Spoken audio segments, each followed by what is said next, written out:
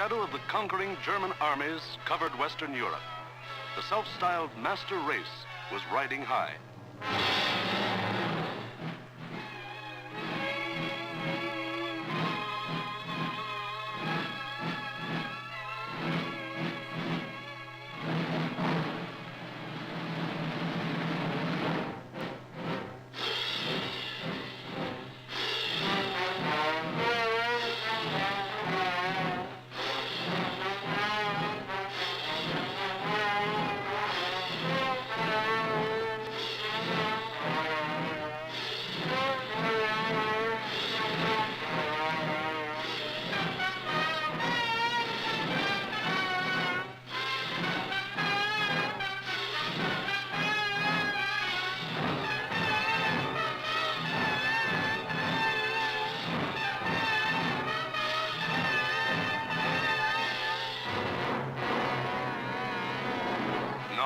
Adolf Hitler stood just as Napoleon had stood more than 100 years before and looked across the English Channel to the one fighting obstacle that stood between him and world domination.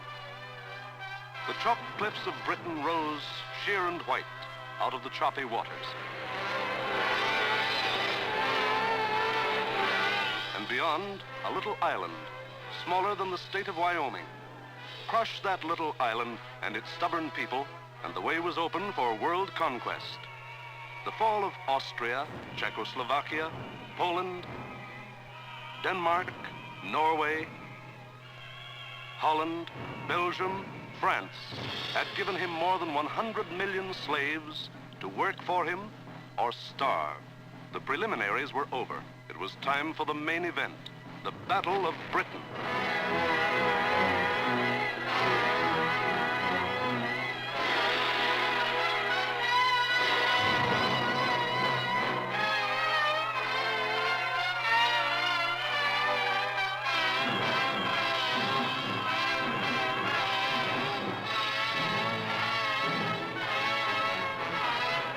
Hitler and his generals feverishly drafted their plans for the conquest of Britain. Every detail must be anticipated. A slip now might wreck the whole timetable of world conquest. 6 weeks of final preparation went into those plans. 6 weeks to determine the history of 1,000 years. The thing was foolproof. See for yourselves how simple the whole operation was to be. Look. German plan for invasion of England. Phase 1. Knock out the Royal Air Force and its bases. Get control of the air and the sea lanes across the Channel. Follow the Blitz plan that had wiped out Poland, the Low Countries, and France. Destroy communication and transport lines. Above all, get command of the air. Phase 2. Pulverize the coastline with dive bombers. Drop parachute troops to take over the airfields and establish beachheads.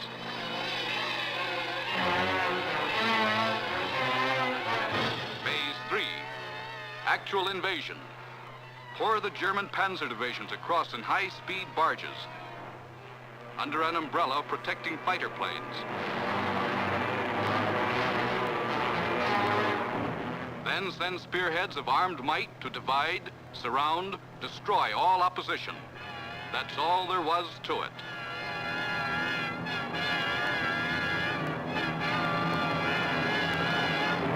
Conquer Britain. Force the surrender of the British fleet. Then, with the combined sea power of Germany, Britain, Italy, France, and Japan, he could control the seas and tell us where to head in. The torch of freedom flickered low. On the Channel invasion coasts, more than 100 fully equipped German divisions were singing the Nazi theme song, "We are sailing against England," as they waited the word from Hitler.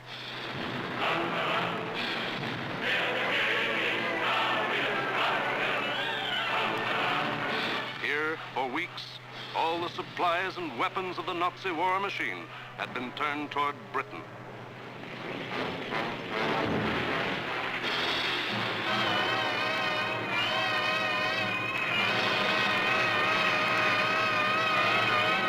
jaws of the Nazi whale were set to swallow Jonah.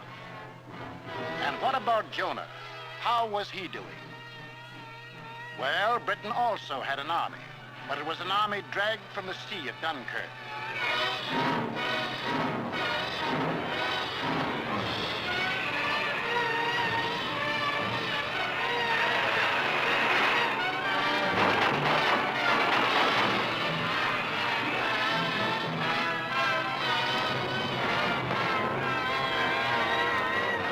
An army without weapons. These had been left behind on the roads of France. Tanks, guns, motorized equipment, all abandoned to save the one priceless item, men.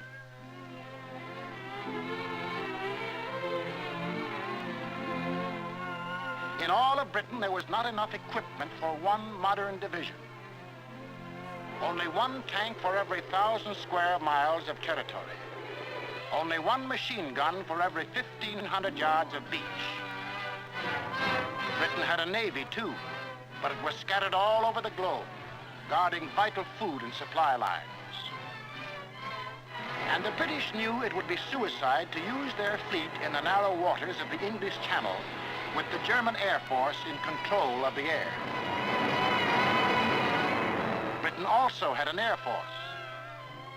An Air Force outnumbered 10 to 1 by the enemy, both in men and machines. And then there was Britain herself, the people of Britain, the people who were to be terrorized and forced to surrender. They knew that every man, woman, and child, in uniform or out, would be Hitler's target in the onslaught that might come at any moment. They knew they had a job to do, and not much time to do it in. The young, the not so young, and the old. The clerk, the butcher, the farmer, the member of parliament, they formed the civilian army, Britain's home guard.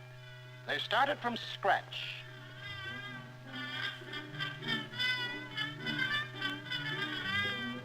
Experience, equipment, supplies, all were scarce.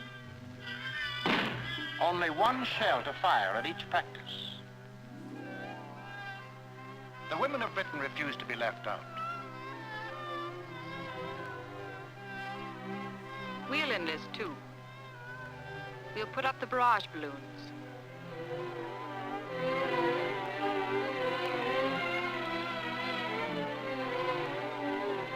Man the ack guns. We'll run the railroads and get the trains through on time. Ferry the planes. Carry the dispatches.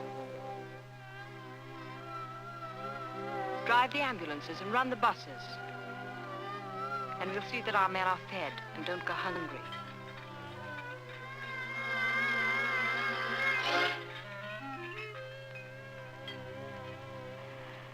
Others work, men and women alike.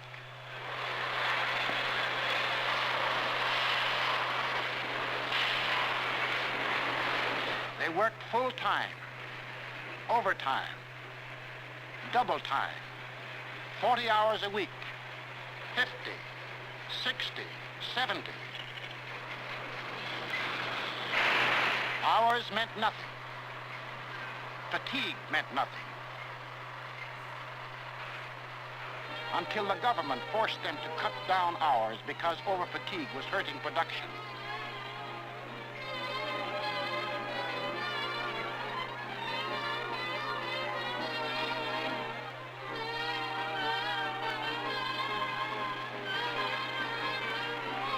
And when they weren't working, the men patrolled the moors for parachutists, blocked the roads, rehearsed invasion defenses. For something had happened here the Germans could never understand. In a democracy, it is not the government that makes war. It is the people.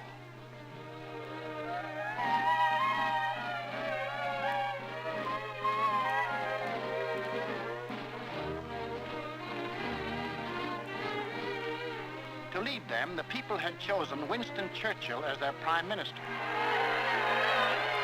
And he spoke the words in every British heart when he said, "We shall defend our island, whatever the cost may be. We shall fight on beaches, landing grounds, in fields, in streets, and on the hills. We shall never surrender." This was Britain in its darkest hour. The people knew they were in for the worst the Nazi mind could invent, yet they didn't panic or run away. They patrolled and waited. They drilled and waited. They worked and waited. Waited for the terror they knew was coming. Then it came.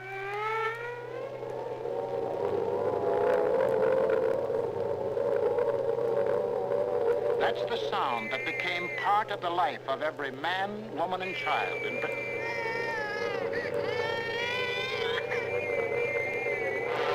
August 8th, 1940, and the battle for Britain is on. 30 enemy aircraft over the channel, flying due west.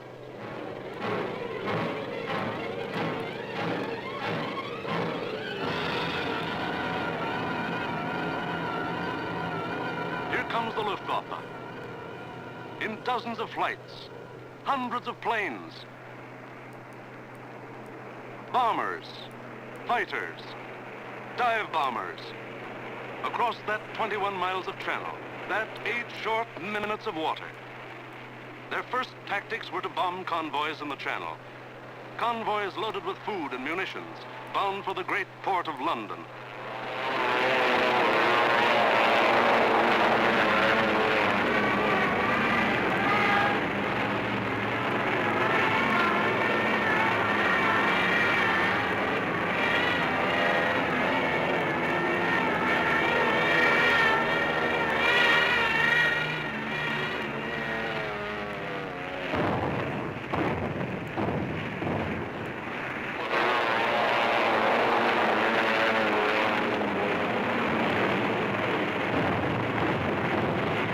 German fighters waited overhead for the defending planes of the Royal Air Force, the RAF, to appear. They didn't have long to wait.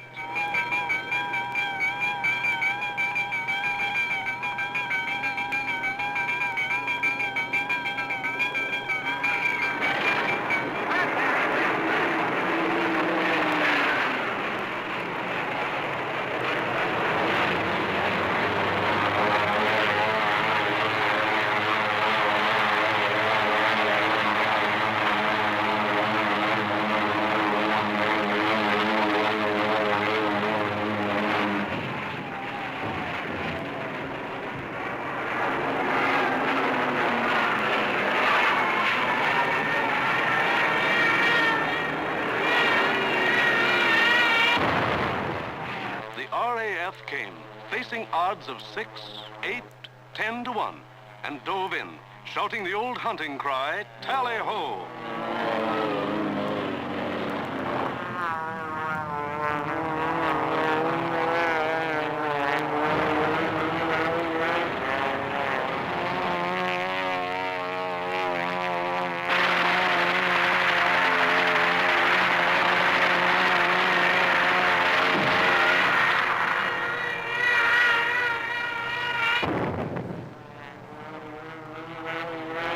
Phase 1 of the Nazi plan called for the RAF to be knocked out of the air. But the men of the RAF hadn't read the Nazi plan.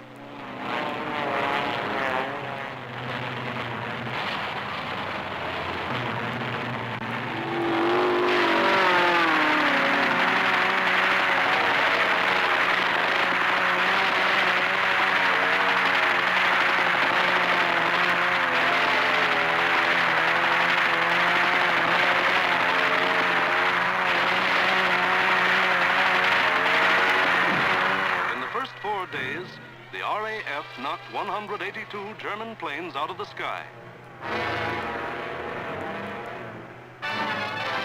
For the next week, the Germans attacked the coast cities from the Thames River to Weymouth.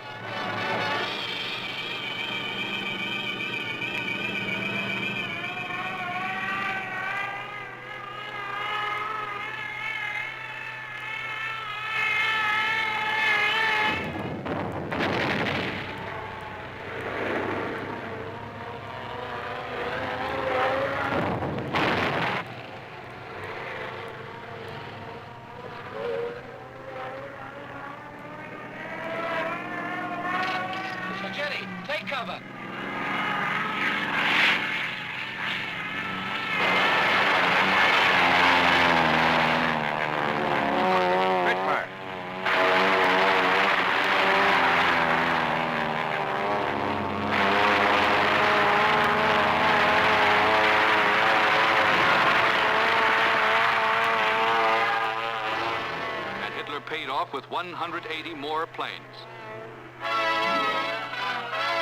Then the Luftwaffe battered the great port towns of Southampton, Plymouth, trying for a knockout before the flow of supplies from overseas became more than a trickle.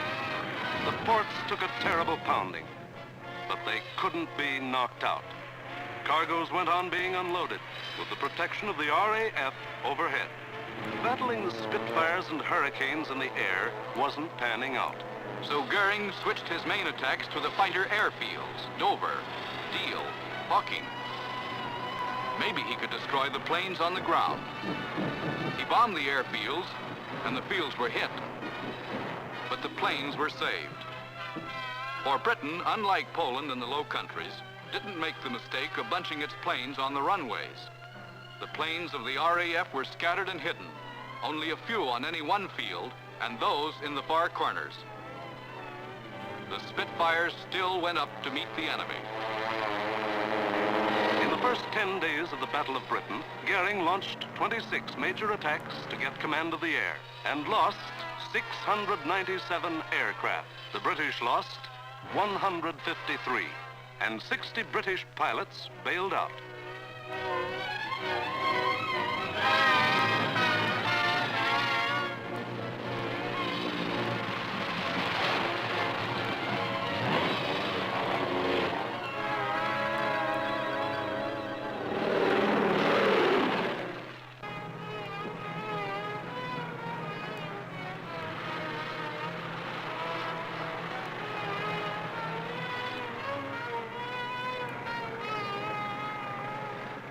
Valuable trained men were saved and ready to fight again, but the crews of Goering's planes were lost to him forever.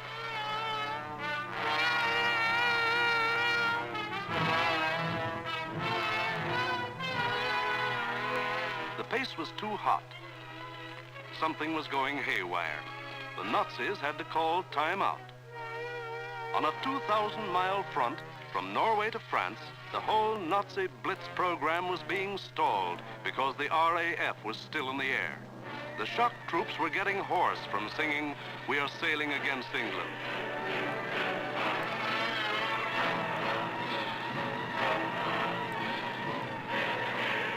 The long-range German guns were getting hot from throwing shells across the channel.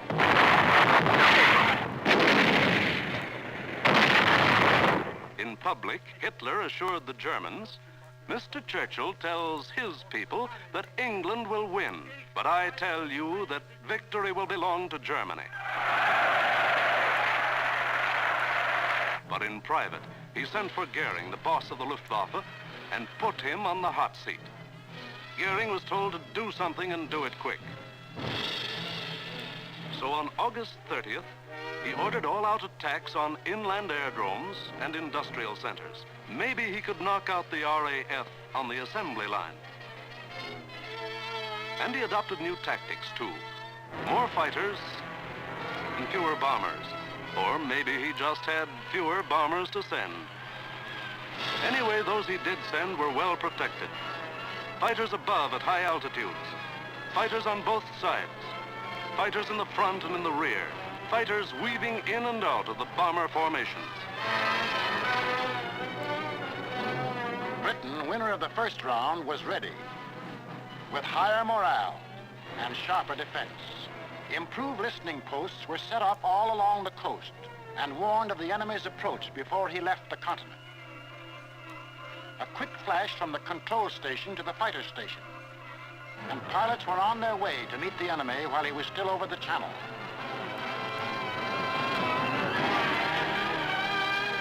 Day after day, out of sight and almost out of sound of the watchers on the cliffs, 4, 5, and 6 miles above, the battles raged over the Dover area.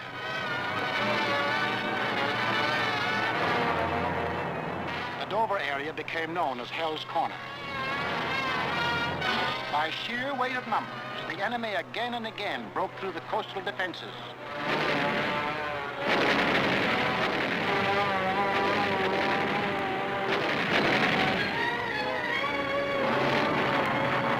And reached inland to the airdrome. Aircraft plants, munition factories and machine shops.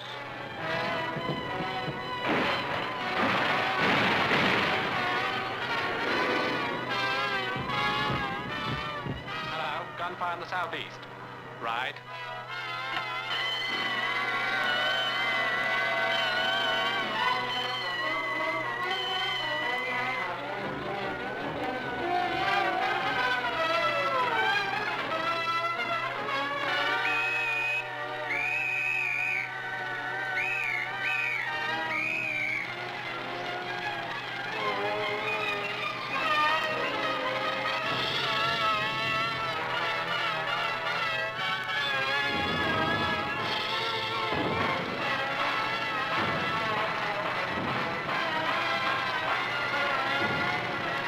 But the workers kept on working. And the RAF kept on flying. These two men with wings, alone in the sky, behind their motors and machine guns, were shooting down more than the Luftwaffe.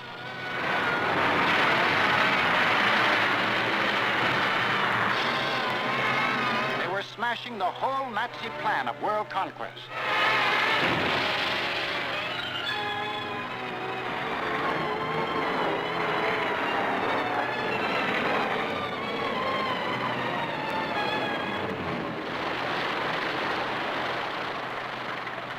Any claims, Johnny?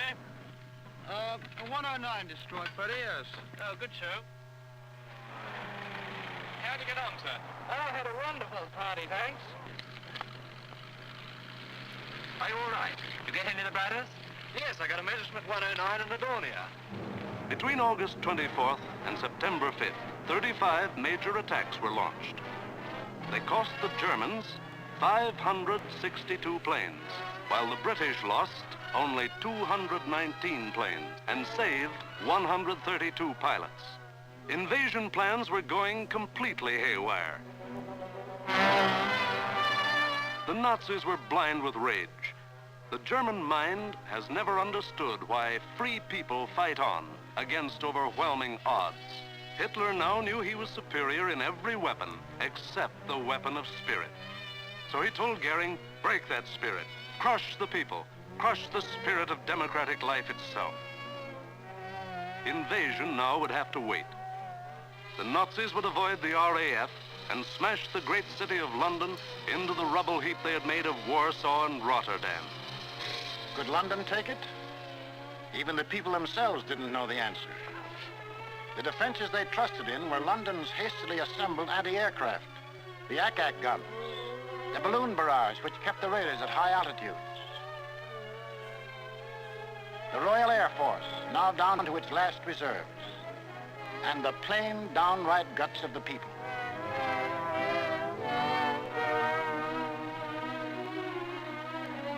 They sent more children out of the city.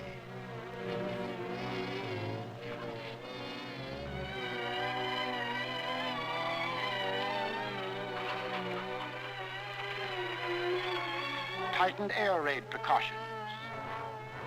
Stationed more airplane spotters. Rehearsed firefighters. Moved into bomb shelters.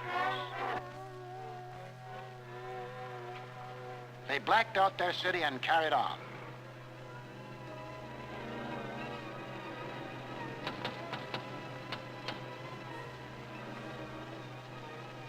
The first blow aimed to crush the British spirit came on September 7th.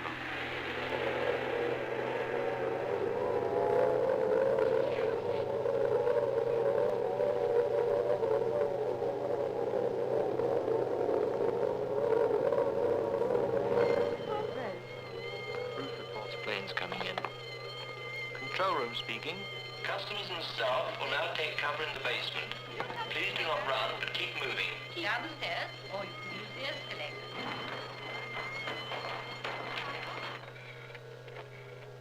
Third floor, clear. Second floor clear. First floor, clear.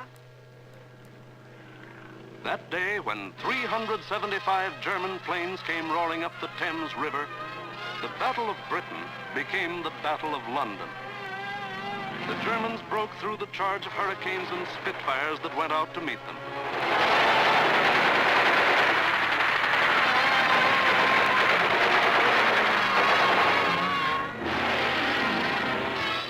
was any pretense of aiming at military objectives. This was just savage destruction.